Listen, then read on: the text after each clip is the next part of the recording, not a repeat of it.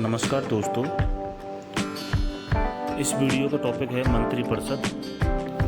हालांकि ये टॉपिक लगता सरल है, लेकिन जब हम परीक्षा में बैठते हैं तो इस टॉपिक से आने वाले प्रश्न हमको हमेशा कंफ्यूज करते हैं और कहीं ना कहीं वो इसी कंफ्यूजन में गलत भी हो जाते हैं। इसलिए प्रश्नों को ध्यान से देखिए और सॉल्व कीजिए। इससे हमारी एक्यूरेसी बढ़ेगी और हम प्रश्नों को कहीं ना कहीं गलत करने की बजाय सही करने की ओर आगे बढ़ेंगे। चलिए शुरू करते हैं। पहला प्रश्न है, भारत में केंद्रीय मंत्रिपरिषद का अध्यक्ष कौन होता है? राष्ट्रपति, प्रधानमंत्री, लोकसभा अध्यक्ष, उपराष्ट्रपति। प्रश्न नंबर 1 का सही आंसर है प्रधानमंत्री। Option number B right answer हो जाएगा। दूसरा प्रश्न है, मंत्रिपरिषद किस अनुच्छेद के अंतर्गत गठित की जाती है? अनुच्छेद 74, अनुच्छेद 75, अनुच्छेद 76, अनुच्छेद 77। राइट आंसर क्या होगा? अनुच्छेद 74। अनुच्छेद 74 के अंतर्गत मंत्रिपरिषद का गठन किया जाता है। ऑप्शन नंबर ए सही हो जाएगा। अगला क्वेश्चन है क्वेश्चन नंबर 3, भारत में प्रधानमंत्री की नियुक्ति कौन करता है? संसद, राष्ट्रपति, लोकसभा, सर्वोच्च न्यायालय। सही आंसर क्या होगा? भारत में प्रधानमंत्री की नियुक्ति कौन करता है? तो भारत में प्रधानमंत्री की नियुक्ति राष्ट्रपति करता है। Option number B right answer हो जाएगा। नेक्स्ट क्वेश्चन है,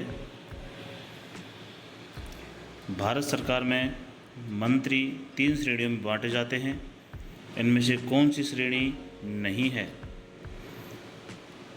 ऐसी कौन सी श्रेणी है जो भारत सरकार में मंत्रियों के रूप में वो श्रेणी नहीं है? कैबिनेट मंत्री, राज्य मंत्री, उपमंत्री, उपराज्य मंत्री। प्रश्न नंबर 4 का सही आंसर क्या होगा? इसका राइट आंसर होगा उपमंत्री।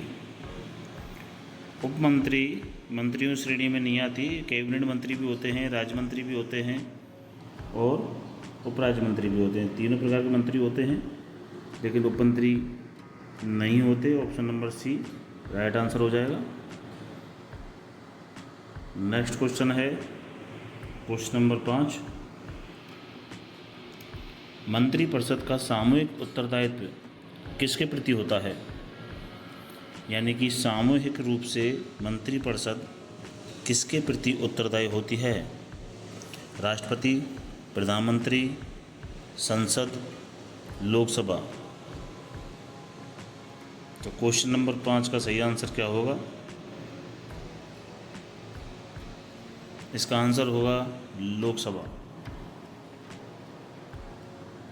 Option number D. Next question है क्वेश्चन नंबर 6, मंत्रिपरिषद की शक्तियां और कर्तव्य किसके द्वारा निर्धारित होते हैं? प्रधानमंत्री, राष्ट्रपति, संविधान और संसद।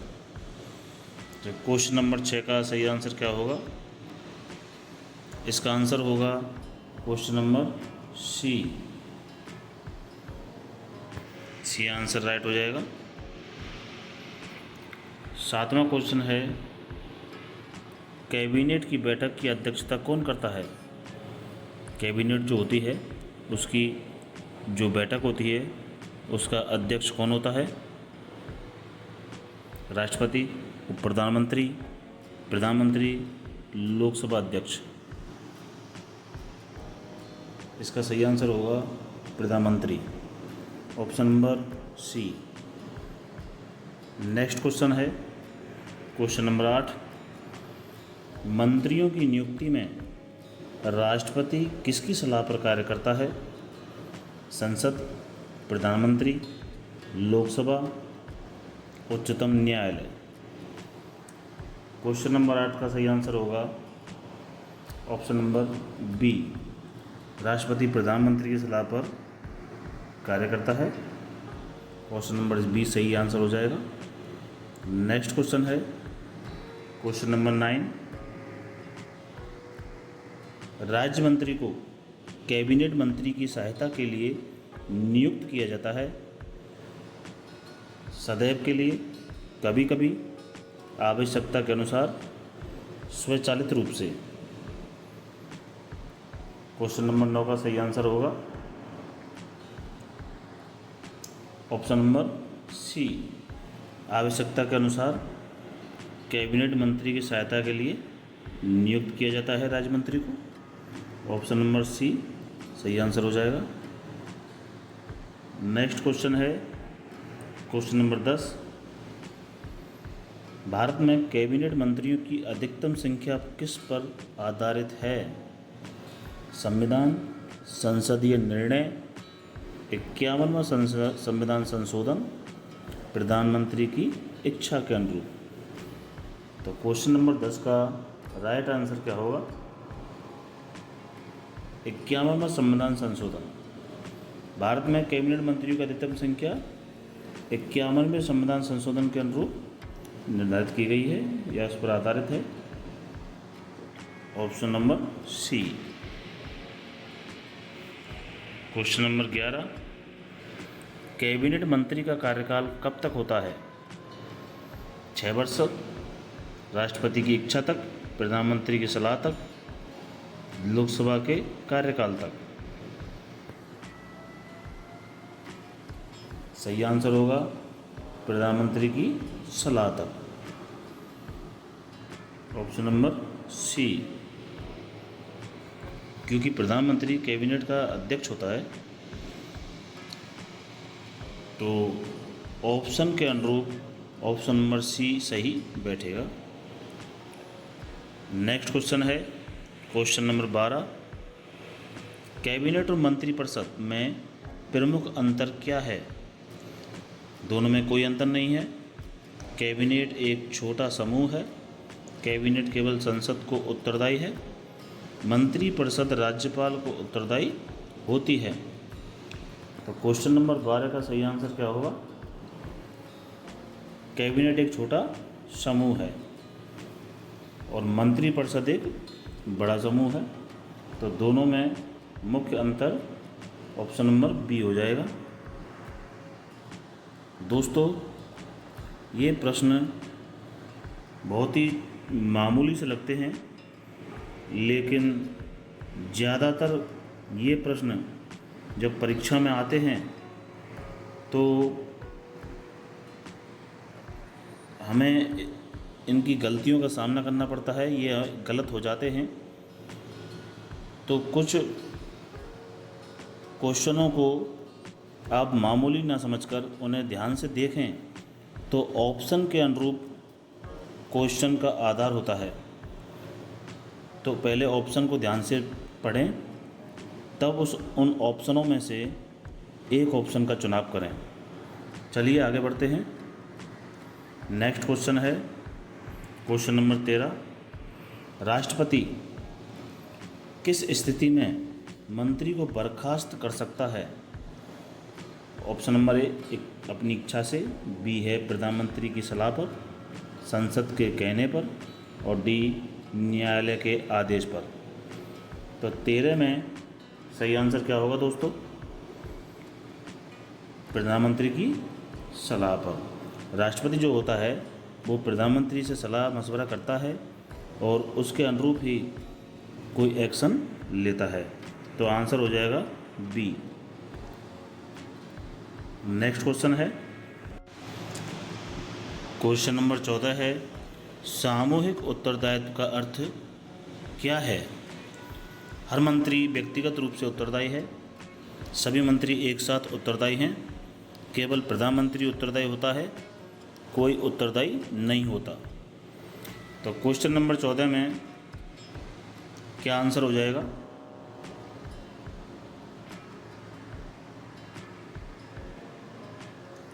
ऑप्शन नंबर बी, सभी मंत्री एक साथ उत्तरदायी होते हैं। तो question number option number B सही हो जाएगा। नेक्स्ट क्वेश्चन है 15वां, प्रधानमंत्री द्वारा दिए गए विभागीय दायित्व का क्या नाम है? प्रधानमंत्री जो विभागीय दायित्व सौंपता है उनका एक फोलियो तैयार किया जाता है जिसको पोर्टफोलियो बोलते हैं। ऑप्शन नंबर डी हो जाएगा सही आंसर। ये क्वेश्चन ऑप्शन के अनुरूप है दोस्तों।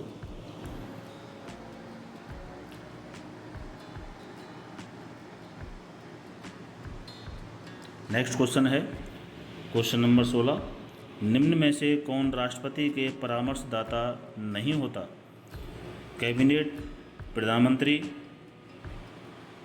उपराष्ट्रपति, मंत्रिपरिषद।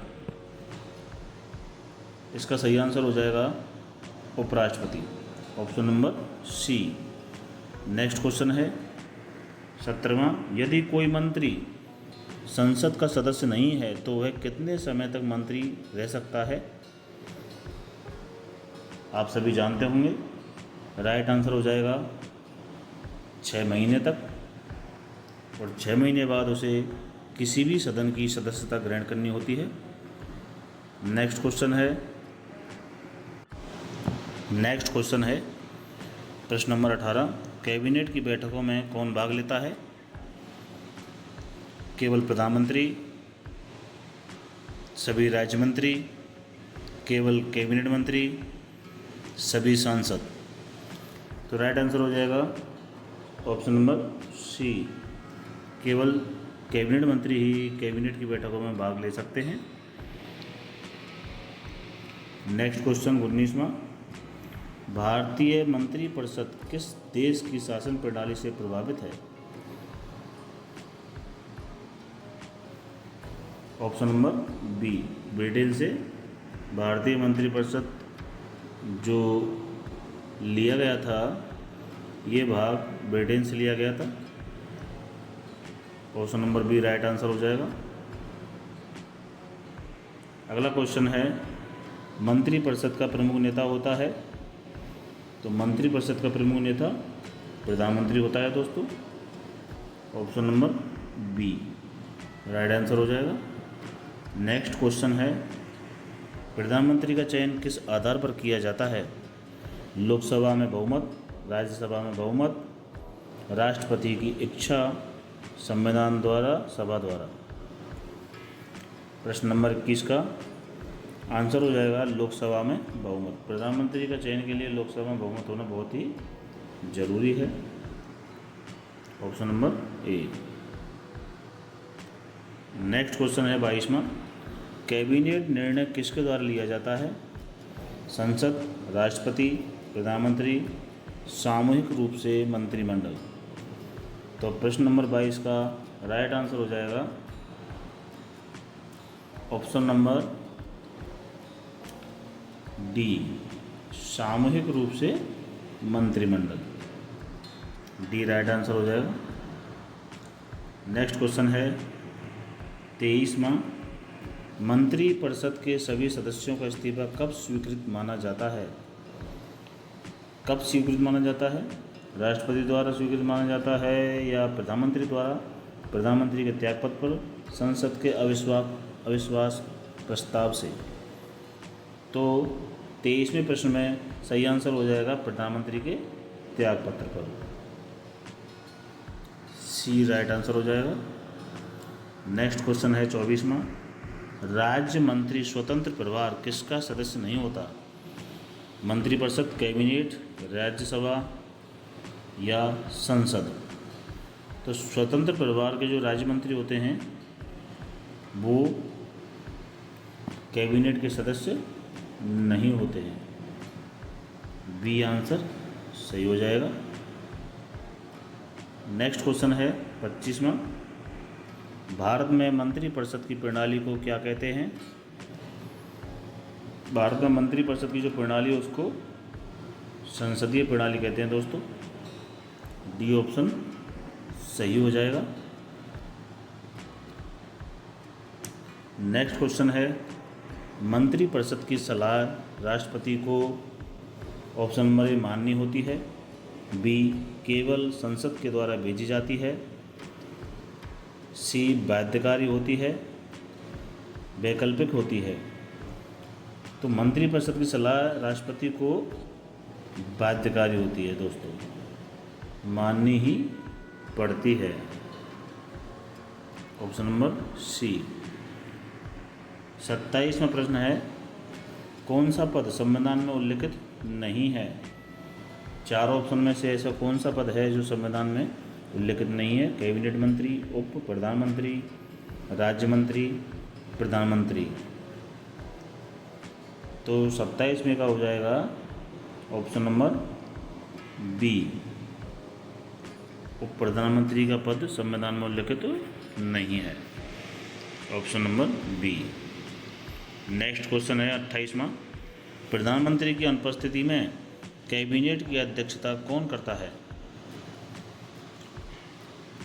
तो राष्ट्रपति, वरिष्ठ मंत्री, कोई नहीं, संसद अध्यक्ष।